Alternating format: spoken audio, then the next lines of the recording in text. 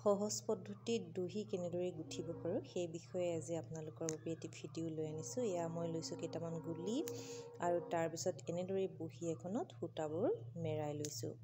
আৰু তুহিনেও আজিকালি মোক অলপ সহায় কৰি দিয়ে। এয়া সিও এনেকৈ মেৰাই আছে বহি এখনত। মই যি কামেই নকৰোঁ কিয় সি মোৰ ওচৰলৈ আহি কয় মা অকণমান ময়ো হেল্প কৰি দিওঁ। আৰু এয়া আমাৰ হৈ গ'ল। তাৰ পাছতে আমি এয়া সূতাখিনি এনেদৰে উলিয়াই লৈছোঁ। স্কেলৰ সহায়ত এনেদৰে চাদৰখনত এটা এটাকৈ চিন দি গৈছোঁ যাতে দহিবোৰ সমান সমান জোখত পৰে। কিয়নো এই ভিডিঅ'টো মই সেইসকলৰ বাবেহে প্ৰস্তুত কৰিছোঁ যিসকল বন্ধু বান্ধৱীয়ে আজিলৈ দহি গুঠি পোৱা নাই। এনেদৰে গুঠিলে ক'ত দহিটো লগাম ক'ত নলগাম তেনেকুৱা অসুবিধাত নপৰে। আৰু মই এই চাদৰখন গুঠোঁতে একেবাৰে সূতা কমকৈ ব্যৱহাৰ কৰিছোঁ।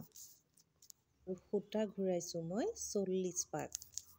তাৰপিছত এয়া বেজীটো এনেদৰে ফুটাই লৈ গাঁঠি দিলোঁ দুটা। তাৰপিছত সূতাখিনি এনেদৰে মাজত ল'ব সূতা দুডালৰ এয়া দিলে গাঁঠি। আপোনালোকৰ ইচ্ছা এটাও দিব পাৰে গাঁঠি, দুটাও দিব পাৰে। মই এনেদৰে দুটা গাঁঠি দিছোঁ। তাৰপিছত এনেদৰে দি পেলাই ইয়াতো দিলে দুটা গাঁঠি যাতে সূতাখিনি ওলাই নাহে। আৰু নতুনকৈ যিসকলে দহি গুঠিব এইটো গুলি ল'লে কিন্তু বেছি সুবিধা হয়।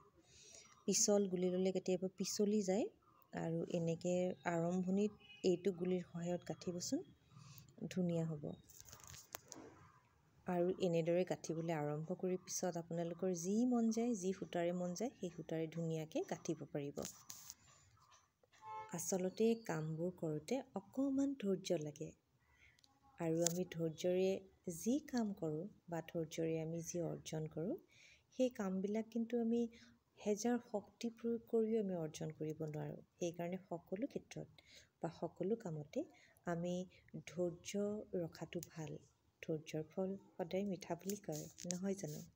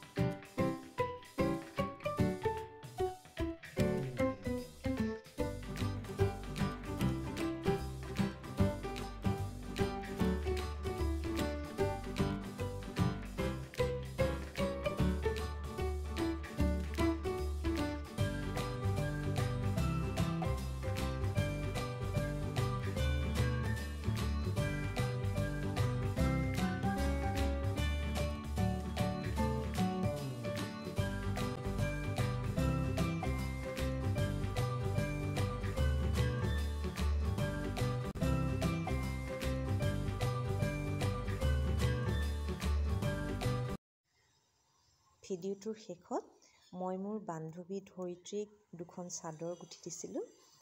তাইৰো ফটো দিছোঁ দুখন। আৰু লগতে মই দহি গুঠা আন দুখন চাদৰৰ ফটো দিছোঁ। আপোনালোকে তেনেদৰেও গাঁঠিব পাৰিব। আৰু এনেদৰে আপোনালোকেও গাঁঠক যিসকল বন্ধু বান্ধৱীয়ে গাঁঠা নাই এতিয়াও চাদৰৰ দহি। আৰু আমাৰ ভিডিঅ'বিলাক চাই থাকিব।